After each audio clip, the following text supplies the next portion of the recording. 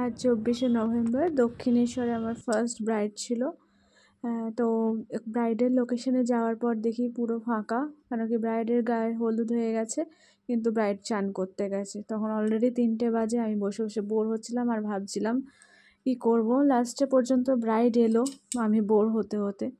আর দেখে নাও নিজের চোখে ব্রাইড কি বলল। হাই দেবলীনা। হাই। আজকে তোমার বিয়ে, তোমার স্পেশাল দিনে তুমি ঠিক কেমন লুক চাইছো আমার কাছ থেকে বলো।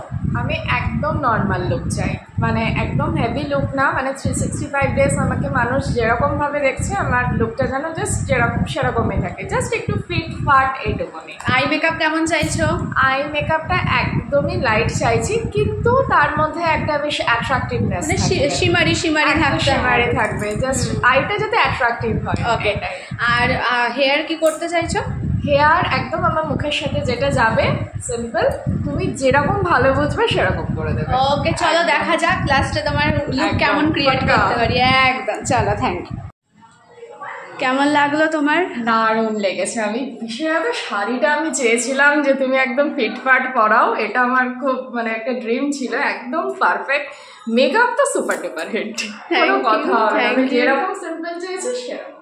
ওকে, থ্যাংক ইউ। লুকটা কোনো চেঞ্জ হয়নি, সেটাকে বজায় রেখে তুমি জিনিসটা করেছো, একদম পারফেক্ট। Thank you. শুনেই নিলে আমার ব্রাইড কি বললো, তার লুক খুব ভালো লেগেছে। তোমাদের কেমন লাগলো সেটা জানিও অবশ্যই।